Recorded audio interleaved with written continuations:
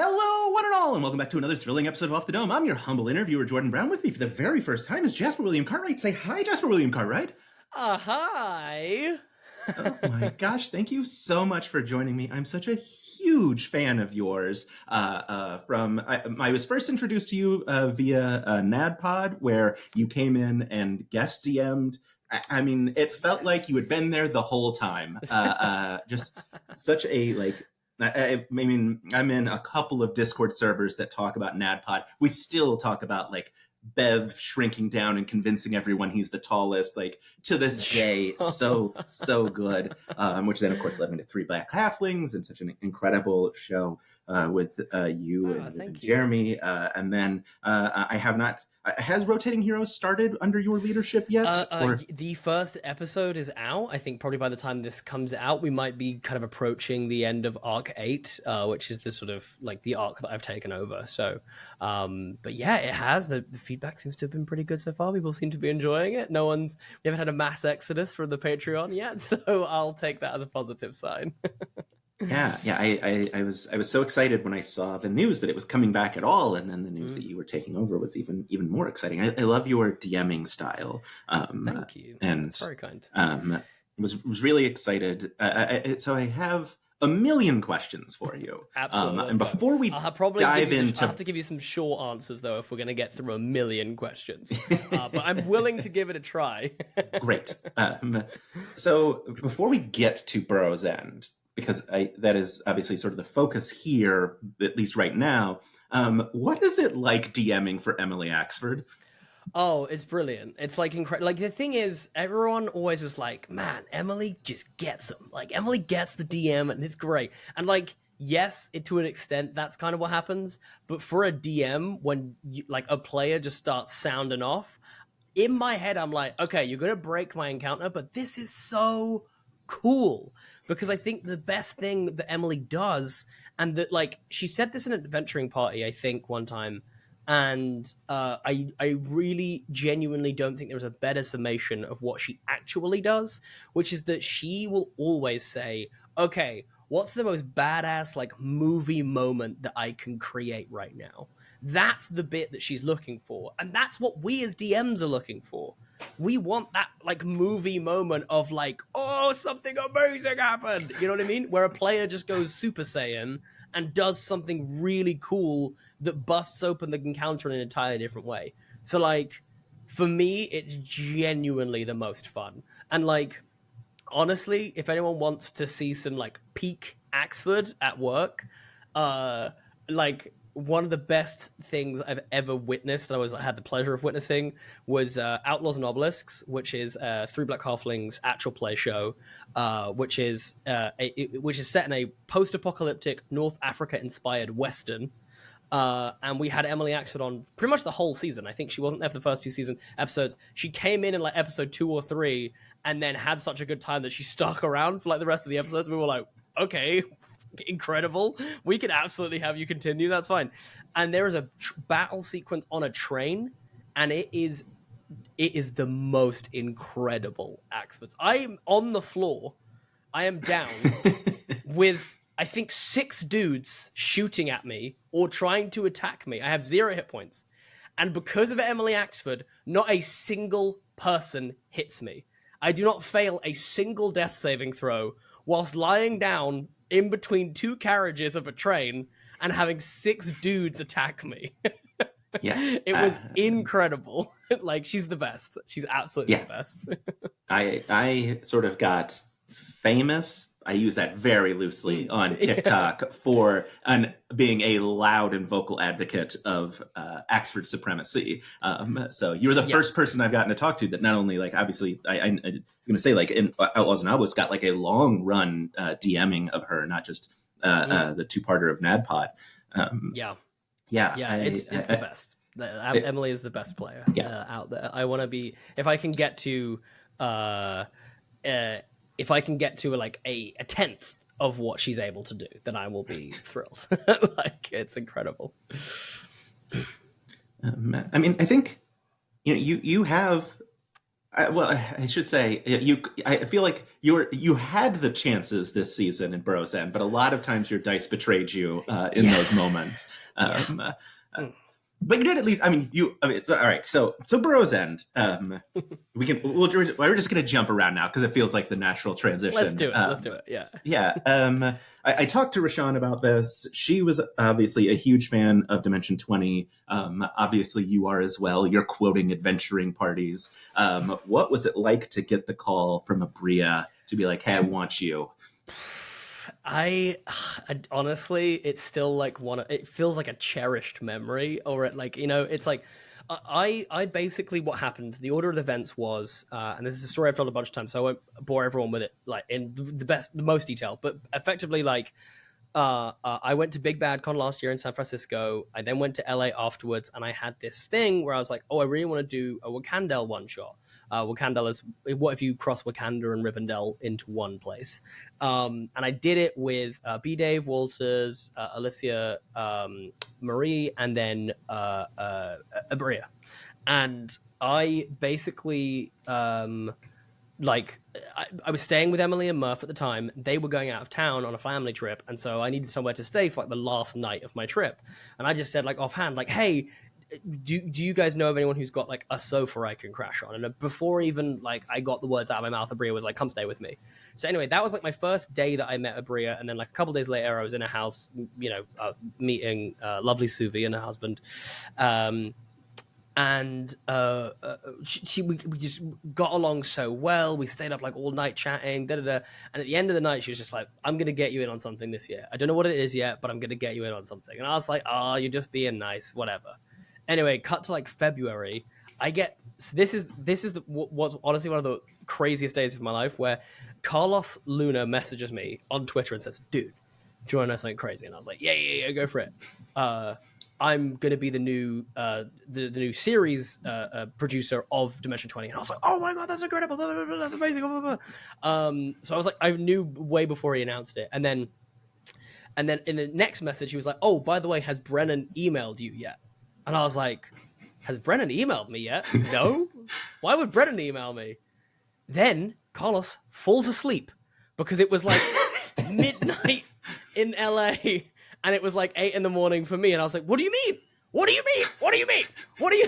So I sent him like 17 messages being like, "What do you mean?" So anyway, me and my wife are then just all day just being like, "What do you think it is?" It's probably just an adventuring party, right? It's almost certainly just an adventuring party. They're probably just, loads of people are an adventuring party. It's probably just going to be an adventuring party. Okay, it's fine. It's just an adventuring party. Anyway, and then Brennan finally emails me at like 5 o'clock. So it'd been like 10 hours, something like that, since I'd got this message from Carlos. And then just goes, "Hey, do you have time for a quick catch up?" At that point, I'm freaking out because I'm like, Brennan doesn't have a time for a quick catch up with anyone. He's a busy dude. They don't let him out. They don't let him out of the building. Exactly.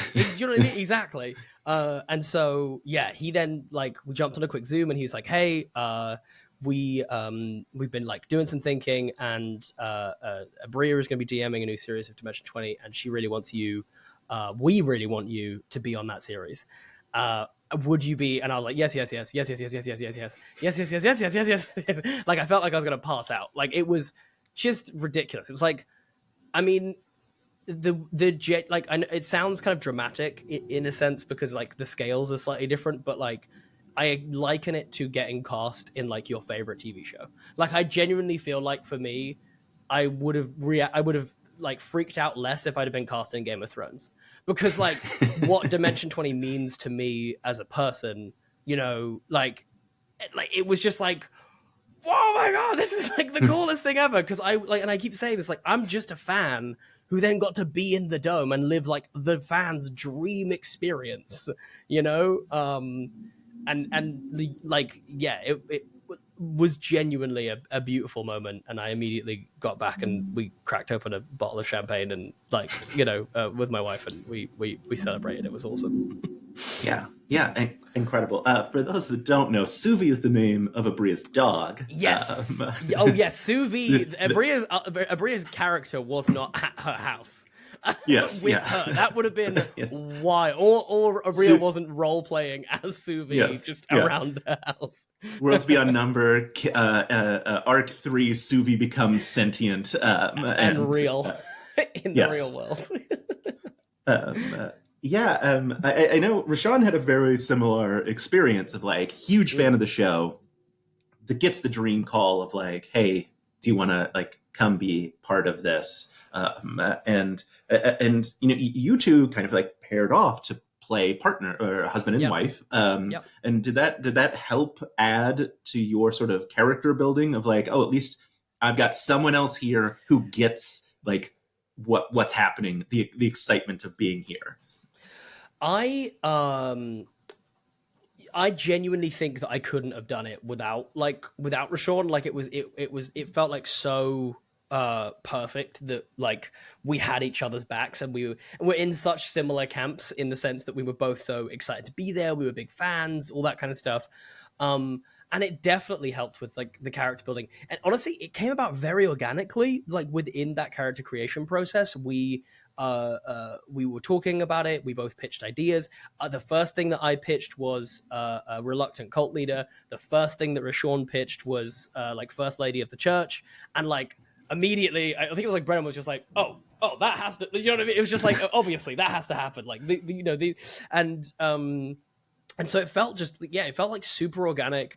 And then I don't think any of either of us realized what like a kind of masterstroke it was, like on our point, up from our point of view, to be like, oh, now we also have like an in-game support structure for this very like overwhelming and crazy thing that we're about to do. That we are kind of painfully aware of the scale and like magnitude of this thing, you know. So it was like also pretty amazing to have that like that kind of built in, really, and again, sort of without intention. Do you know what I mean? We didn't kind of set out to do that. It just kind of worked out that way. And honestly, I think it really fed into Thorn and Viola's like actual relationship as well. Like I feel like there was such a genuine care between like myself and Rashawn, you know, making sure that the other person was okay and like could just go in there every day and smash it. And I think that kind of rubbed off on them as characters as well, in the sense that they were kind of like, we'll ride or die for each other. You know what I mean? Like we're in this incredibly difficult situation, and it was like we have to be able to challenge each other, yes, but we have to be able to like unequivocally support each other in our choices.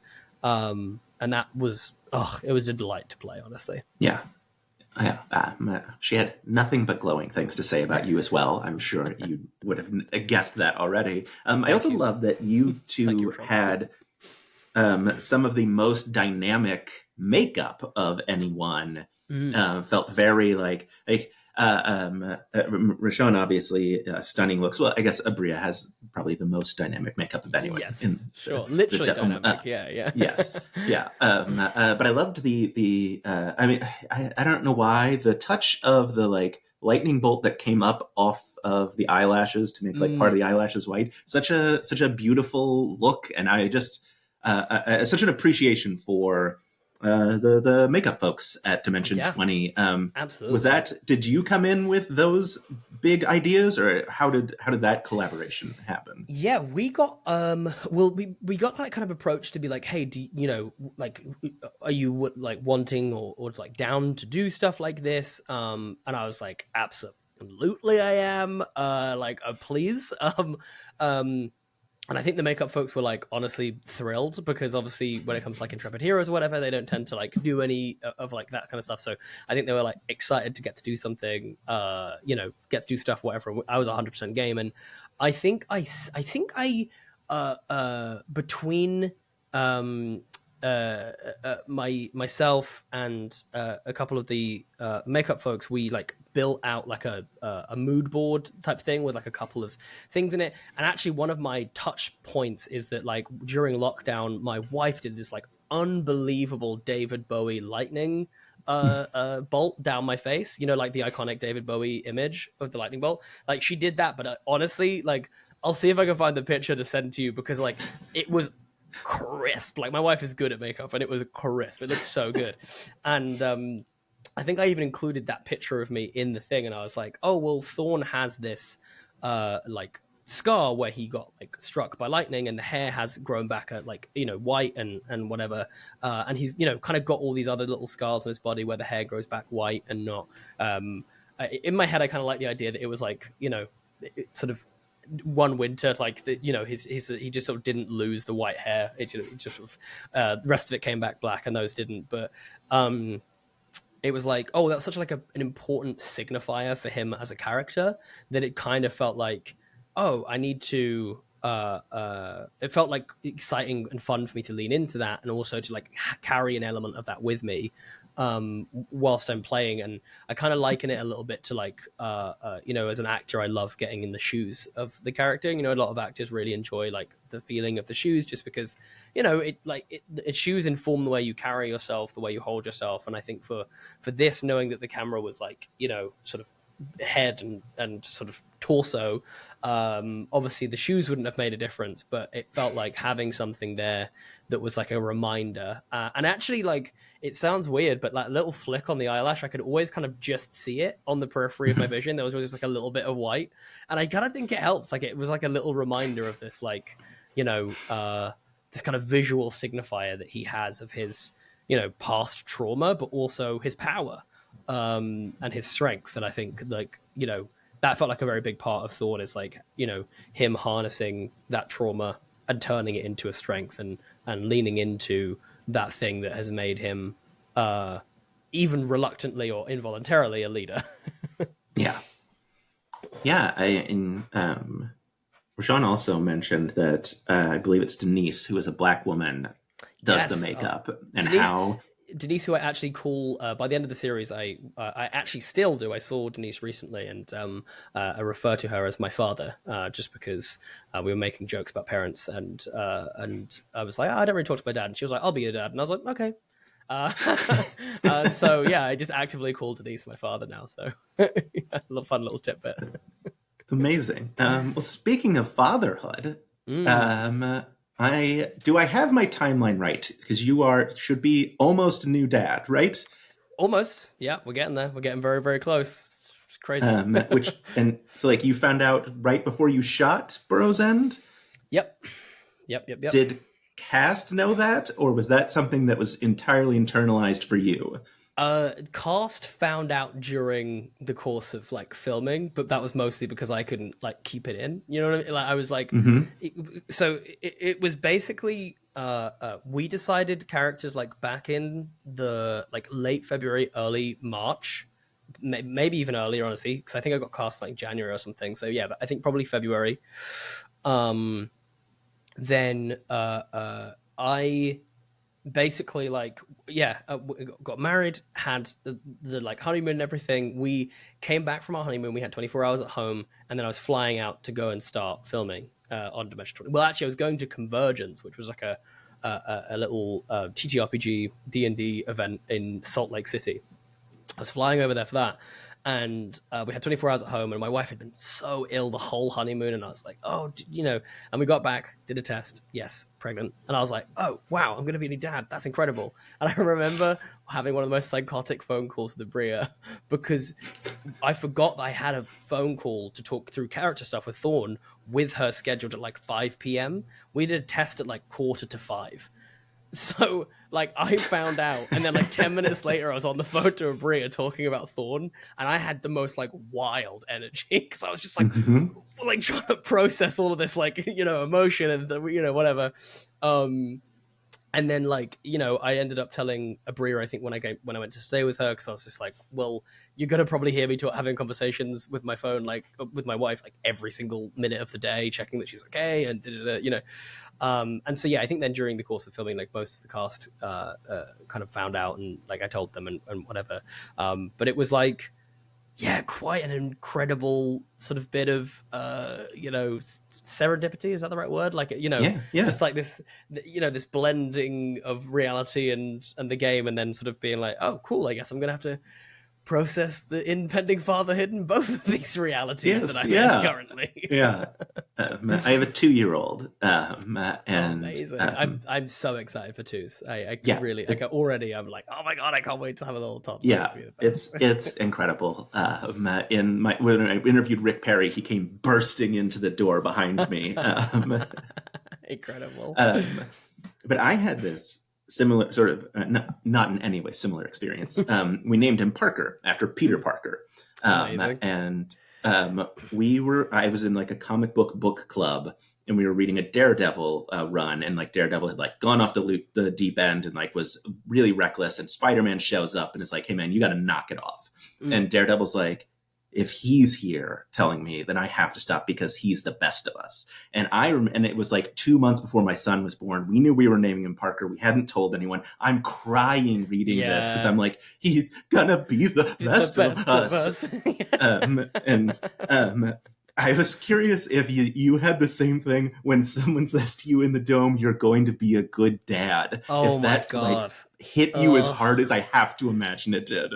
It was, the thing is, so the weird thing that I had with the dome is that like, I very much, like when I act, I very much have a, like my kind of like pool, like acting pool of emotion over here, and then my real world pool of emotion.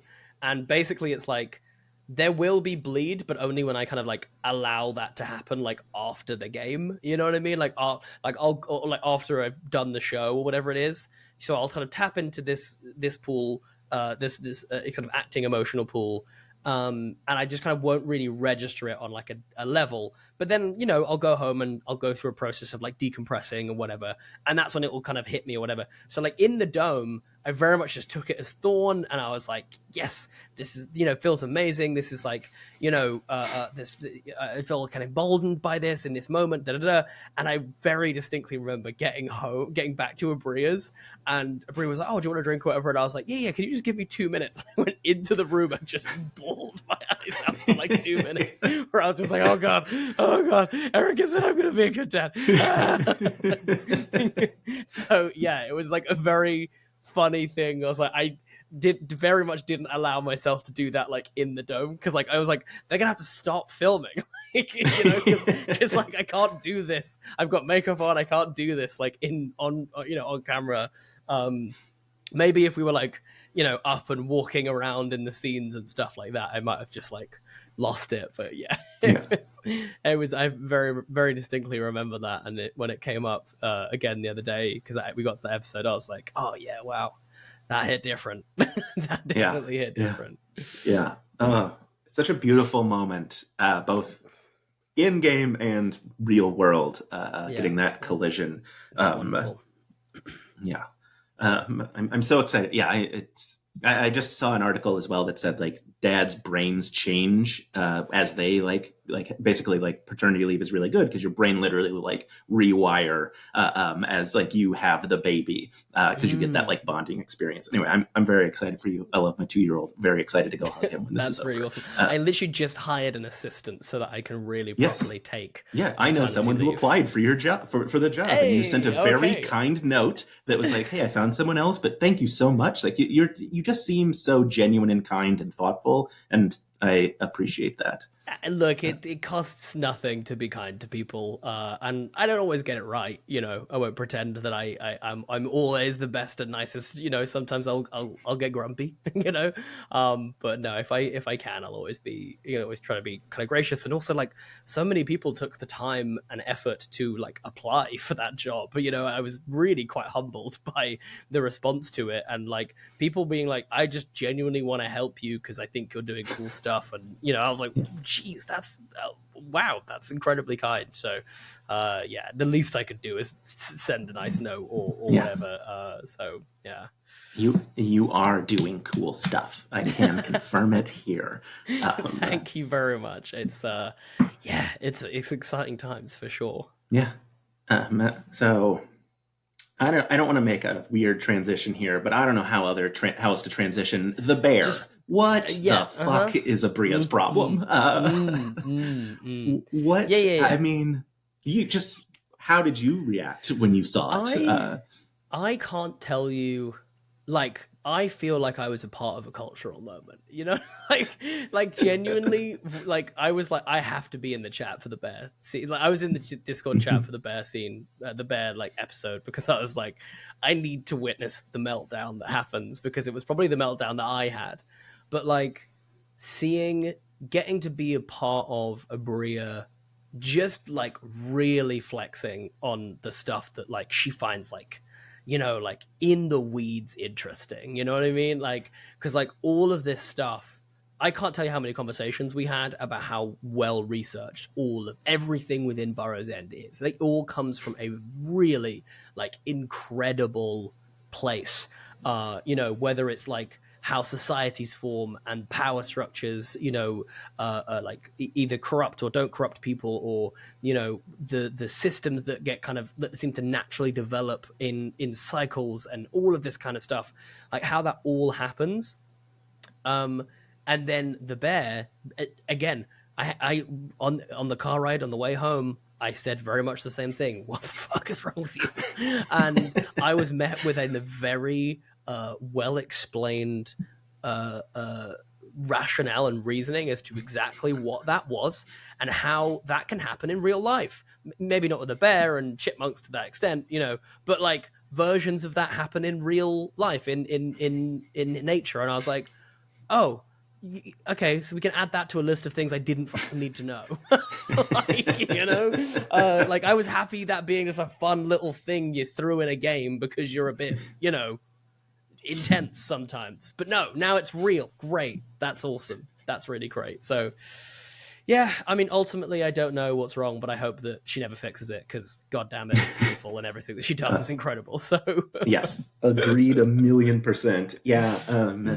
Yeah, this sort of like interview series came from the bear, where I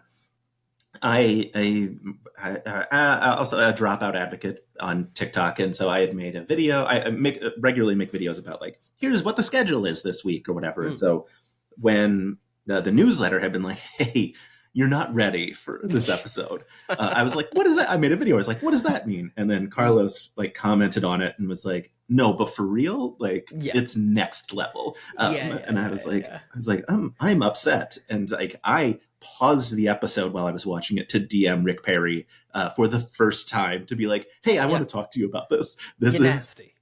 Wild. And then Abria stitched one of my videos and was like, where's my, cause I was like, I promised basically a reaction. She's like, where's my reaction video? And she hadn't posted in like 7 months. And I was like, now is my moment. I'm grabbing everybody I can. So immediately I was like, Carlos, Abria, KC, like Rashawn, who all can I get that I know will like maybe talk to me about this? Because it was, like you said, like a cultural moment. Like it felt, I know Abria has always described her time in the Dome as a arms race, and boy, does it feel like she's set like a new bar that will be difficult to clear. It felt like, honestly, I think I said to Abria in the car on the way home, I was like, Abria, you can't have done this off the back of Never After. Like, it really felt like you just said, oh, you think you can do nasty, Brennan? Oh, do you? How cute. Wham! You know what I mean? Like, it was like, I was like, that, like, he's going to take that personally. Like, in the best way. Like, when you've got, like, two like elite sports persons just, like, sound, like, just going off, like, just busting records left to right, and they kind of can't stop themselves. That's genuinely what I feel like we're getting with Abria and Brennan. I'm just sat there like, hey, if I can be involved, if I can be on the team, you know what I mean? Like, that's sick. Yeah. Like, I'll be the Scottie Pippen. That's fine. I can definitely do that. Yeah. When I talked to Kelsey Hunter, who made the beating heart of the bear, she had said that like when she saw it open, she saw Brennan's face, and Brennan's face was like, "Oh, we're doing this? Okay." There was no horror in Brennan's eyes. It was purely like above table. God damn. Yeah. Okay. You can hear him cracking his neck and being like, kind of his thumbs just go white under the desk, just texting Rick Perry like, just wait until you see what I have. All right, junior year, scrap everything. Exactly. In saying that though, I have actually seen, I've seen most of the sets for junior year. Ooh. You're not gonna be disappointed. It's pretty spectacular. I'm not gonna lie. I'm very excited. Yeah, I think it was Kelsey as well, where I was like, hey, do you want to come chat with me like at the end of junior year? And she's like, you're not gonna want to wait till the end. You're gonna want to talk to me multiple times during junior year. And I was like, okay. Yeah, definitely, absolutely, 100%. Yeah, it's really cool. Amazing. But I guess now, as an actual transition, speaking of Brennan and horror, Brennan walked away from the table in what will be this week's episode with, and I quote, "That's too fucking scary." How did you feel in the Dome? when you heard Carlos Luna murdered by Stoats. Oh my god. Genuinely, that moment was like, I honestly feel like it was the moment where like I was locked in before. I was now like bought in a way in which like you could have told me that like that a nuke had just gone off and I needed to get to a shelter, and I'd have been like, I'm staying in this room and I'm finishing this damn story. You know what I mean? I was like, the only thing that existed in that moment was like, I need to figure out what's going on. I was like, it was so incredible.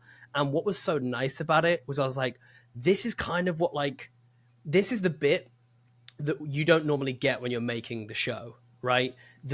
When you're making the show, it's like you have to kind of like look at the tennis ball on a stick and be like, oh wow, a dragon or whatever. You know what I mean? Mm-hmm. You don't get to be seeing the dragon and it breathing fire and causing the destruction, whatever it is, and like so to be and actually see and hear this like moment was so visceral, like so visceral, and it like I really feel like for all of us, it rooted us in this like absolute truth of what like was going on and the situation and like like how dire it was.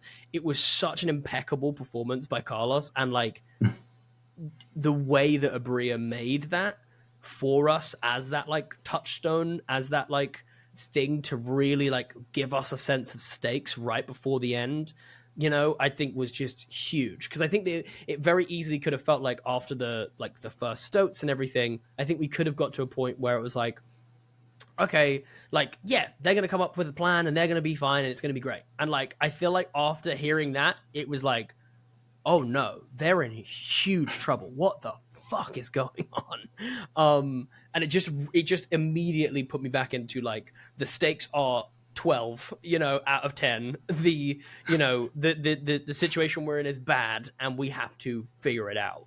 And like, yeah, it was so beautiful. And we listened to that thing so many times. I haven't actually watched back the episode yet. So I might have to listen to it or watch it again. But like, I listened to it a lot because, or like we got Abria to like replay it a lot because I was trying to like work out what all the sounds and everything were. And I'm so annoyed. I figured it out off camera. We were just like in a break and and Abria played it twice through and I got like a huge part of it. Like there is like a thing in there that you can very much hear if you listen to it. There's like a really big indicator of what is happening, and it's not like as obvious as you might think, you know, if that makes sense. And it was only through listening to it like 3 or 4 times that I was like, and I literally had like that scale reaction. I was like, oh no, everyone get back to the table now. We have to carry on playing. I have to tell something to everyone. But I don't even think that was until like that was that was in like episode 9 or something, I think, that I like figured that thing out. This is 8 is the tape of like Carlos. Yeah. So I think that's me. So I think it was in a break whilst we were filming episode 9 that I was like, play a couple more times for me, and then I was like, oh my god. Yeah, that was awesome. I just blown away with everything Abria did this season. But yeah, that tape was. Like I was sitting here like watching the show and I was like, this is upsetting. And then it just kept getting more and more upsetting. Final little line of performance from Carlos. Yeah. They're all so sneaky. I was like, whoa! Like that was like, that's like when it get your hairs on the back of your neck going and you're like, oh my gosh. Yeah. Incredible. Yeah. There was definitely a moment where I think you name her in this episode, Phoebe, where I was like, if we hear a voice on the tape that is a Stoat, like if Abria has like put like a Stoat learning to speak for the first time on the tape, I will have to stop the episode right now and like walk around the house because I was very grateful that didn't happen, at least then. And so okay. Maybe it does. Maybe it does. The look of concern, you were like, what? Oh, I watched it once late last night so that I would have it for today. So I don't know. Maybe just give it a little listen. Really okay. listen to those background noises. You'll see what you All can right. hear. It's oh, a lot.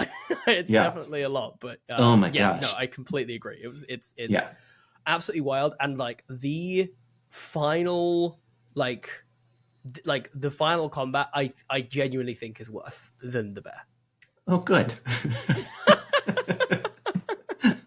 It's worse. The fun thing for me is I get screeners of the episodes, so I get them like a couple of days in advance. Sure. And so like I get to this happened with the Jason edit, where like I saw it, and I described it as I was wearing these headphones sitting at my computer, and I threw back and the headphones just like exploded from my ears because it was so intense. Like I thought the episode had ended, as I think everyone did, like when it cuts to like the blue and then like it comes back and you scream 14 and like like everyone loses their mind. Like I had that one I did have to like walk. Like I had to go for a walk because I was just like so melted. But one of the fun things for me then is I get to then watch everyone else react to the thing that I know is coming, and I don't have to like sync up to be like, I hit it at the same spot as you. Like I just get to watch you all lose your minds about this.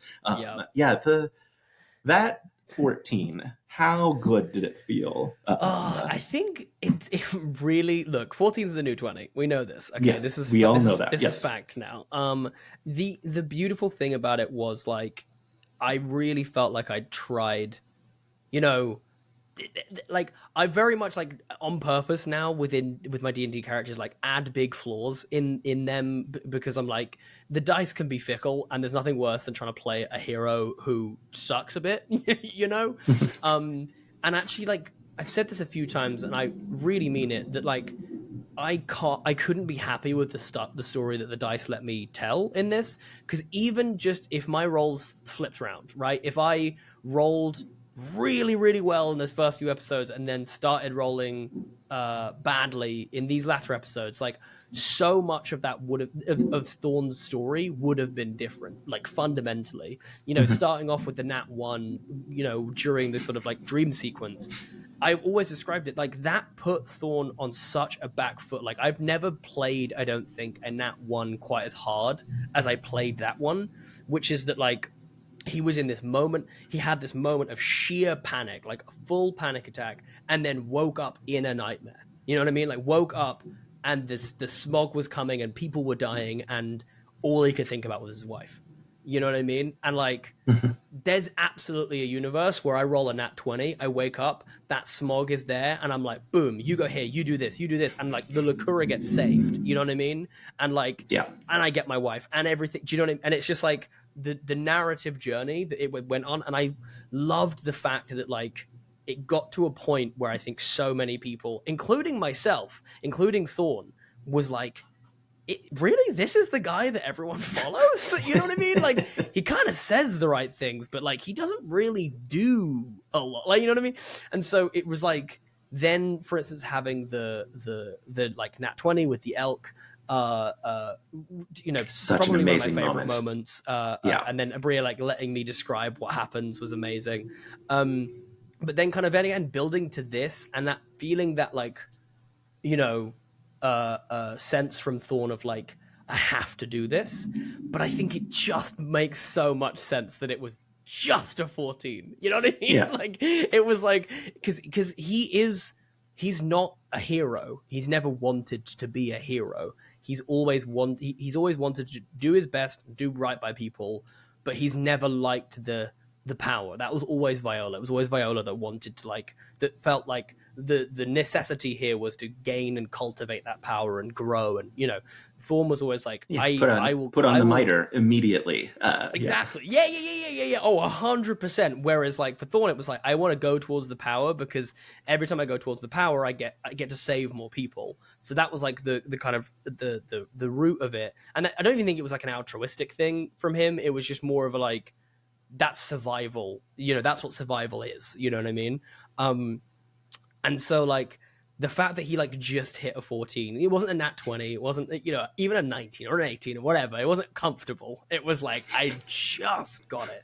Felt so right for him in that moment of like, straining every sinew in his body, you know, to achieve that, you know, to not achieve something with a great flourish or a great, you know, whatever it is. It's just like, I just have to do this, like pure instinct.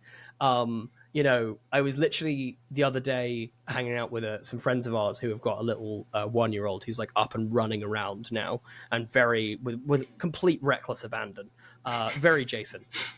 And like, he tripped over in front of me and I just instinctively sort of stuck out a foot and caught him. And I was like, oh, my dad senses are kicking in, right? Yeah. Like there, here it is. And it very much felt the same. It was like, it wasn't particularly graceful, you know what I mean? Like, it was I probably could have done it smoother, you know what I mean? But like, the kid was safe and didn't bang his head on the floor. And I guess in this instance, the kid didn't fall into this soup of, you know, destructive goop. Right. Yeah. Yeah. Although so, now we know he would have crawled out fine. Oh, I guess Eric also. I love the reveal that Eric was like, "Yeah, I had an action surge." I'm just like, I could have done something. I just didn't want you to know. This is like above table. This is something that like I preach all the time, which is that like, especially when you're making an actual play, make the most interesting choice. Don't make the most optimal choice. This kind of goes back to why Emily Axford's like the best player, because Emily Axford, everyone thinks that Emily makes the most optimal choice. She doesn't. She makes the most interesting choice. And it's the same with Erica in that moment. She was like, I know for a fact that I can do this, but maybe actually for the story and for the narrative, something else needs to happen.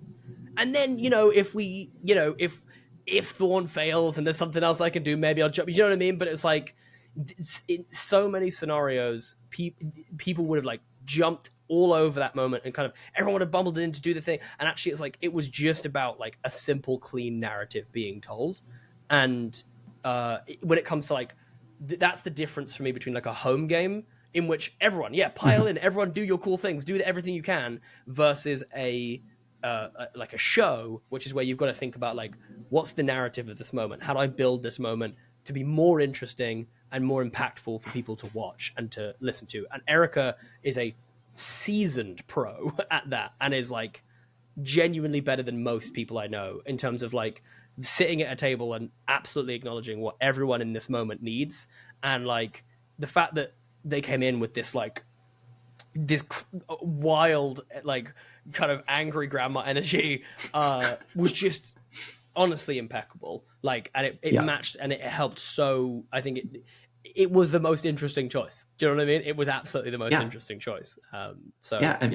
Huge flowers. This episode, yes, on top of the deeply upsetting Carlos moment, this episode got the Ava apology that just destroyed Rashawn at the table. Wow. Yeah, that was there are several. I mean, you got the like, just chills. Truly. I think that like the what I love is, and that someone put this really eloquently on a podcast I was listening to recently, which is that like the larger you get with the story, like the overarching stories and the like the kind of like size and scale of the problem, the smaller you have to get with like the kind of issues, the thing that's like important to you. You know what I mean? It's like they were talking about the new season of Loki and how actually like the fact that the season kind of was this huge multi-dimensional whatever it was, but it kind of all boiled down to like Loki doing something for his friends or whatever. You know what I mean? Or like that's no spoilers. It's just like, you know, that like that's like a big theme of that whole season, right? And I feel like it felt that episode in particular felt that way for me, which is that like this hugely traumatic, you know, things have been happening and like there's this imposing threat, which is like in terms of like a comparative threat, it's literally the equivalent of like we know aliens are like by Jupiter now. You know what I mean? And they're huge, and they can be here anytime and just wipe us all out. You know what I mean? Like that's the scale that like these stoats are dealing with in this moment. So to then have the emotional beats that come back to we're just a family trying to figure out our own shit, I think is so apt. Like it feels so important and so like narratively satisfying to like, no, we still have to like deal with this and process this, because we have to, if we don't grow and we don't get better, there's no way that we're going to be able to be ready for what's coming. Instead of just being like, we're just heroes, you know what I mean? We've got all of our ducks in a row and we're good.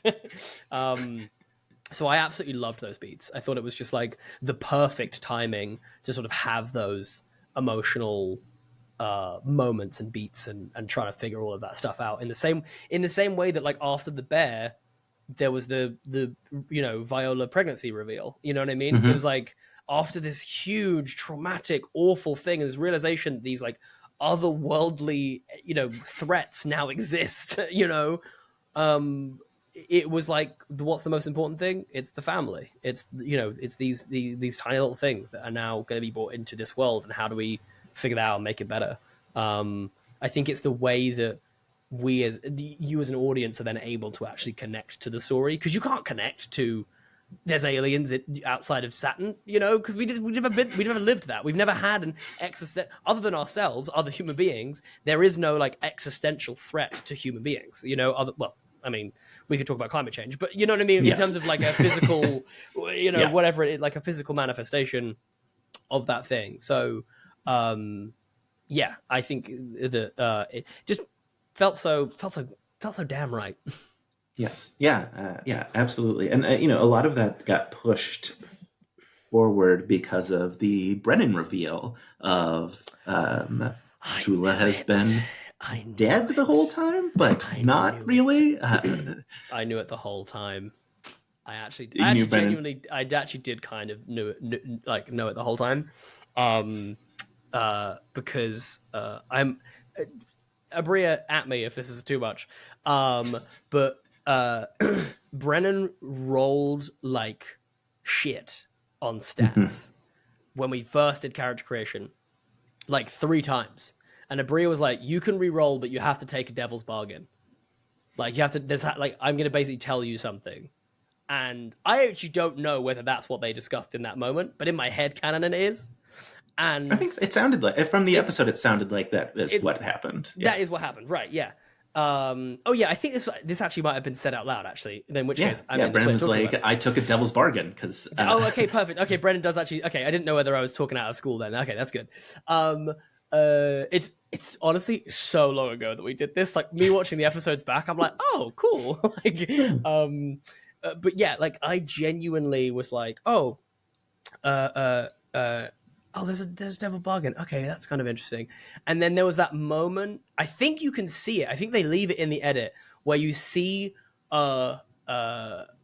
you see there's a moment. There's an insight check from Lila on Tula, and Abria's like she's hiding something from you. And I already had my suspicions because Abria had been like, whilst we were just like getting ready for filming one day on our way in, Abria had made some mention to like, oh, well, not everyone's alive. And I was like, huh?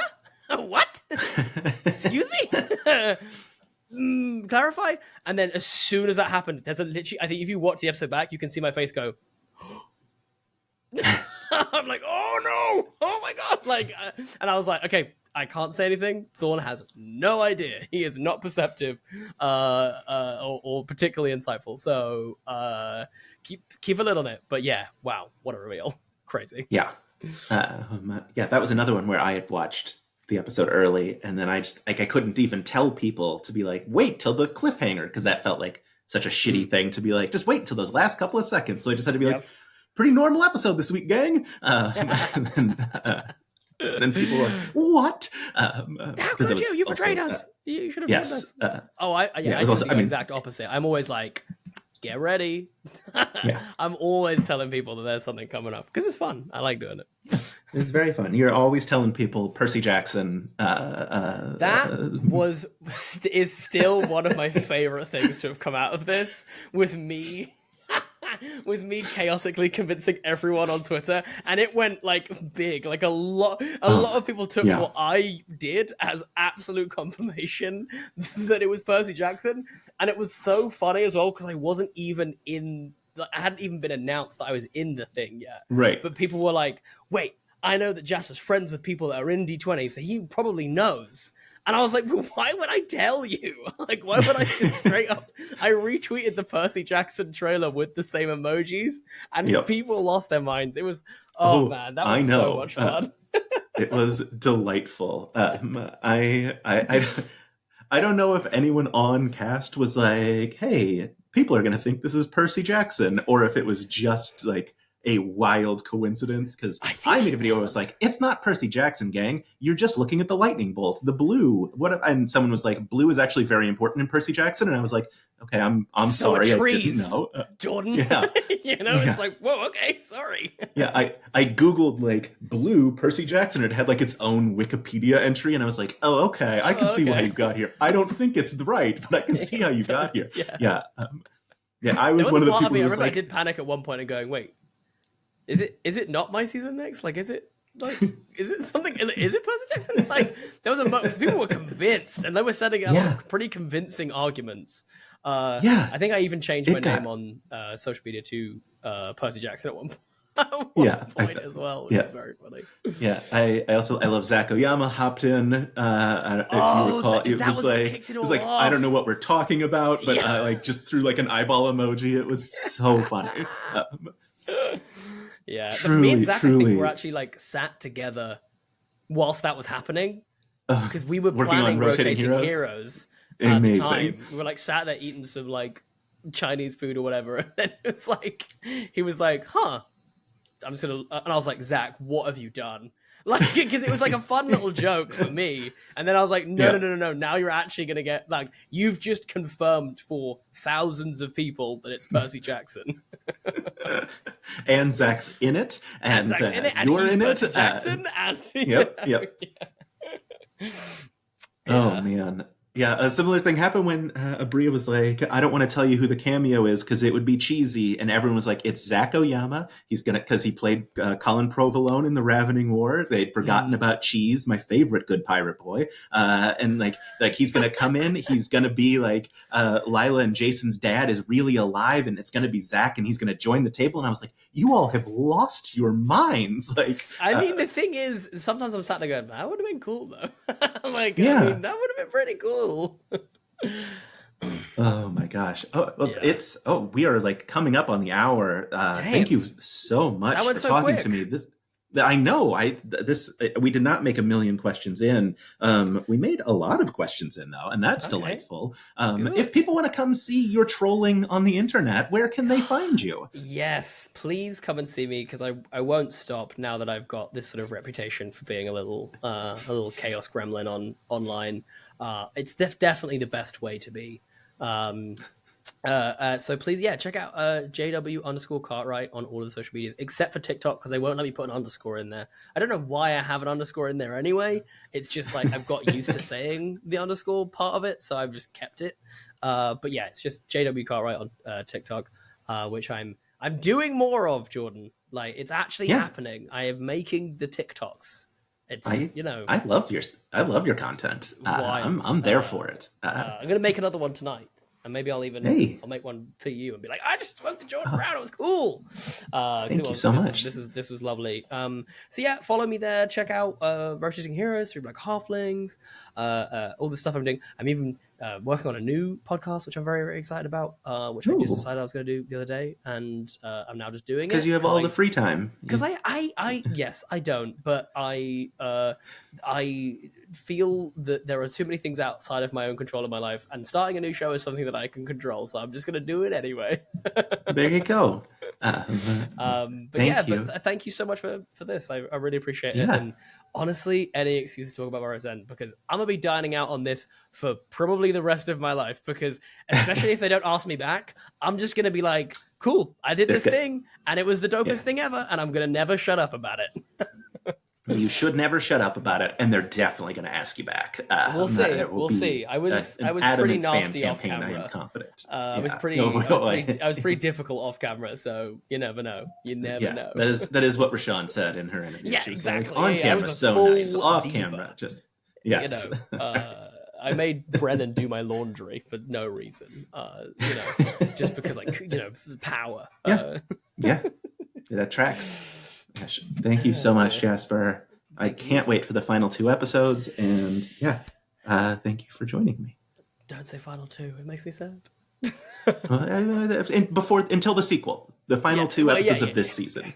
Yes. Another thing I said, I accidentally said the words on this season of Burrow's End instead of this season of Dimension 20. And someone was like, do you know that there's a sequel coming? And I was like, hilarious. I just misspoke. I have no information. And they're like, but yes, until the sequel. Or whenever you're in the dome running your own campaign, which obviously should happen. Carlos, you'll see this video. Get to happen. Carlos, listen, look at me in my eyes. I'm ready. Tag me in. I'll do anything, honestly. Genuinely, I'll do anything. Like literally anything you want. I'll do your laundry. Thank you, Jasper. Thank you so much.